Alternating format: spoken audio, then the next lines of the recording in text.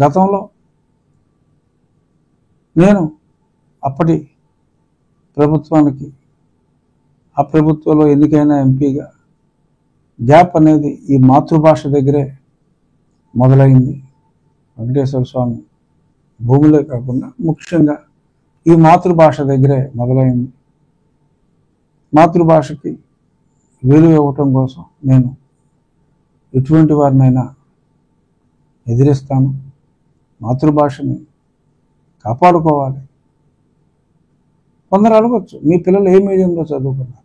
నా పిల్లలు రాసినంత స్పష్టంగా తెలుగు మాట్లాడతారు, రాస్తారు, తెలుగు భాషని ప్రేమిస్తారు. అందుకే చెప్తున్నా, medium of education is totally different than learning mother tongue. Telugu సంస్కృతిని, సాంప్రదాయాలు మనకు గుర్తుండాలంటే ఇది ఉండాలి. సో కాబట్టి ఈ రాష్ట్ర ప్రభుత్వం తెలుగును ఒక భాషగా గౌరవించాలి. మన భాషను మనం ప్రేమించాలి, గౌరవించాలి. మన భాషా ప్రముఖుల్ని ఎటువంటి పద్యాలు మన భాషలో ఉన్నాయి. తిరుపతి వెంకట కవులు ఎటువంటి పద్యాలు రాశారు.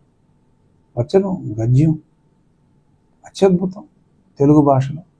సో మరొక్కసారి తెలుగు భాషా ప్రేమికులందరికీ ఈ సందర్భంగా నా హృదయపూర్వక అభినందనలు తెలియజేస్తూ, తెలుగు భాషను సుసంపన్నం చేయటానికి నడుం కట్టిన అలనాటి ఎన్టీఆర్ గారికి, ఈనాటి వెంకయ్యనాయుడు గారికి, ఇంకెందరో భాషా ప్రేమికులు అందరికీ, మన ఎన్వి రమణ గారు former justice, chief justice of India, వారు కూడా తెలుగు భాష గురించి ఎంతో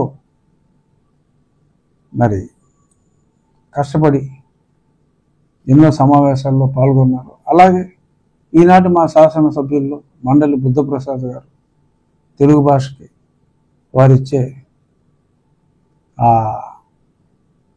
గౌరవం నిజంగా మరవలేనిది. అలాగే మరి నా అభ్యర్థన, ఎమ్మెల్యేలందరూ కూడా, ఎమ్మెల్యేలనే కాదు, వారి వారి నియోజకవర్గాల్లో కంపల్సరీగా తెలుగు అనేది అధ్యయనం చేయని వారు లేకుండా ఉండాలి అని చెప్పి ఈ మంచి రోజు మనం అందరం ప్రతిజ్ఞ చేద్దాం. తెలుగు భాషను ప్రేమించే వాళ్ళనే మనం ప్రేమిద్దాం.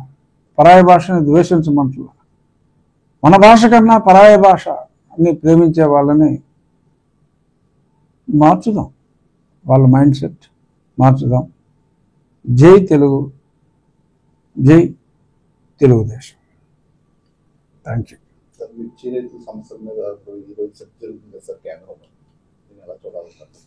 మిర్చి రైతుల సమస్య ముఖ్యమంత్రి గారు చాలా ప్రత్యక్షంగా మరి ఆయన ఢిల్లీలోనే అది టేకప్ చేయడం జరిగింది. దీనికి శాశ్వత పరిష్కారం డెఫినెట్గా ఆ స్పైసెస్లోంచి ఆ మిర్చి బోర్డుని, మిర్చిని సెపరేట్ చేసి, మరి మిర్చి అంటేనే గుంటూరు కారం, మరి మిర్చిని ఒక మిర్చి బోర్డు, లాస్ట్ టైం ఎలా అయితే పసుపుకి ఒక సపరేట్ బోర్డు ఏర్పాటు చేయడం జరిగిందో స్పైసెస్ నుంచి తీసి, డెఫినెట్గా ముఖ్యమంత్రి గారు ఈరోజు తలుచుకుంటే ఆయనకున్న విశిష్టతకు డెఫినెట్గా ఇక్కడ కూడా కూటమి ప్రభుత్వమే ఉంది కాబట్టి స్పైసెస్ బోర్డు నుంచి సెపరేట్ చేసి మిర్చికి ఒక సెపరేట్ బోర్డు ఉంటే ఈ సమస్యకి శాశ్వత పరిష్కారం ఉంటుంది. మంచి మంచి మార్కెటింగ్ ఫెసిలిటీస్ వస్తాయి. ఎందుకంటే 60 స్పైసెస్ ఉన్నప్పుడు ఫోకస్ కష్టం అవుతుంది కాబట్టి డెఫినెట్గా నా ఉద్దేశం, కొంతమంది ఎమ్మెల్యేలు కూడా మాట్లాడారు నాతో ఈ అసెంబ్లీ సమావేశాల్లో దీని గురించి మాట్లాడే అవకాశం కూడా మాకు కావాలని. తప్పకుండా వారికి అవకాశం ఉంటుంది. డెఫినెట్గా శాసనసభలో కూడా ఈ మిర్చి సపరేట్గా మిర్చి బోర్డుకి మేము డిమాండ్ చేస్తామని చెప్పి కూడా కొందరు ఎమ్మెల్యేలు, ఆ గుంటూరు ఆ ప్రాంత ఎమ్మెల్యేలు కూడా మాట్లాడటం జరిగింది. డెఫినెట్గా రాబోయే రోజుల్లో చంద్రబాబు నాయుడు గారి పరిపాలనలో మిర్చి రైతులకు ఎటువంటి ఇబ్బంది ఉండదు అని నా విశ్వాసం.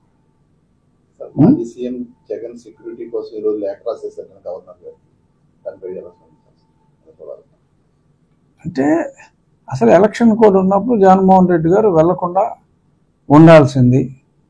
అనుమతి కూడా ఇవ్వలేదు నాకు తెలిసిన ప్రకారం. అనుమతి లేని చోటకి మరి వెళ్ళినప్పుడు ఆయనకున్న పర్సనల్ సెక్యూరిటీ ఆయనకున్నారు. మిర్చి యార్డ్లో సెక్యూరిటీ పెట్టలేదనేది అభియోగం. ఆయన మిర్చి యార్డ్కే వెళ్ళకూడదు అనుకున్నప్పుడు మిర్చి యార్డ్లో సెక్యూరిటీ ఎందుకు పెడతారు? ఈయనకే లెక్కలేనంతమంది సెక్యూరిటీ ఉన్నారు ఆల్రెడీ. ఆయనకున్న సెక్యూరిటీయే ఎక్కువ.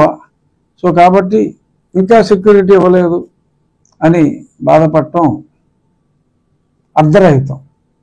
ఎందుకంటే వాళ్ళ తెలుగు భాష మాతృభాష దినోత్సవం కాబట్టి ఎక్కడ పరభాష పదాలు రాకుండా చూసుకుంటున్నాను. వారి ప్రతిపాదన, గవర్నర్ గారికి వారు ఇచ్చిన ప్రతిపాదన అర్ధరహితము అంటే అర్థము లేనిది అని, రహితము అంటే లేనిది అని. అర్థము లేని ప్రతిపాదన ఒకటి గవర్నర్ గారికి ఇచ్చారు. ఇంట్లో కూర్చోవలసి వచ్చినప్పుడు పబ్లిక్లో తిరగకుండా కూర్చోవాలి. ఆయన సెక్యూరిటీ ఆయనకు ఉంది కాబట్టి దానికి సంతోషించాలి.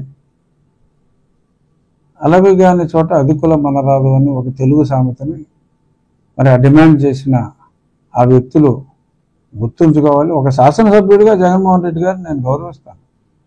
కానీ మరి ఆయన ఎలక్షన్ కోడ్ ఉన్నప్పుడు అక్కడికి వెళ్ళటానికి వీలు లేదు, పర్మిషన్ ఇవ్వనప్పుడు ఆయన చట్టాన్ని గౌరవిస్తారని పోలీసులు భావిస్తారు తప్ప ఆయన ఇలా చట్టాలను అతిక్రమించి ఎక్కడ పడితే అక్కడికి వెళ్ళిపోతారని, అక్కడికి మళ్ళీ ఈ పోలీసులందరినీ కాపలాకి ఆయన కోసం కాపలాకి పెడతారని, ఆయనకు అంత భయం ఉన్నప్పుడు, ప్రజల్లో మమేకం అవటానికి ఆయన వెళ్ళినప్పుడు మళ్ళీ ప్రత్యేకంగా పోలీసు రక్షణ కావాలంటాం, ఆయనకు అంత సొంత రక్షణ ఉన్నప్పుడు కూడా మరి అలా మాట్లాడటం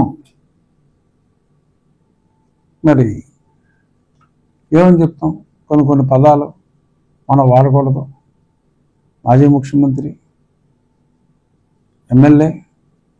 సో కాబట్టి ఒక ఎమ్మెల్యేగా ఆయన గౌరవిస్తూ, ఒక మాజీ ముఖ్యమంత్రిగా కూడా ఎన్ని తప్పులు చేసినప్పటికీ ప్రజలు శిక్ష విధించేశారు కాబట్టి మాజీ ముఖ్యమంత్రిగా ఇటువంటి అసందర్భమైన అర్థం పర్థం లేని డిమాండ్లు భవిష్యత్తులో వారు చెయ్యరు అని విశ్వసిస్తూ ఇంతటితో ముగిద్దాం. Thank you. అంటే అసలు ఎలక్షన్ కోడ్ ఉన్నప్పుడు జగన్మోహన్ రెడ్డి గారు వెళ్లకుండా ఉండాల్సింది. అనుమతి కూడా ఇవ్వలేదు నాకు తెలిసిన ప్రకారం. అనుమతి లేని చోటకి మరి వెళ్ళినప్పుడు ఆయనకున్న పర్సనల్ సెక్యూరిటీ ఆయనకున్నారు. మిర్చి యార్డ్లో సెక్యూరిటీ పెట్టలేదనేది అభియోగం. ఆయన మిర్చి యార్డ్కే వెళ్ళకూడదు అనుకున్నప్పుడు మిర్చి యార్డ్లో సెక్యూరిటీ ఎందుకు పెడతారు?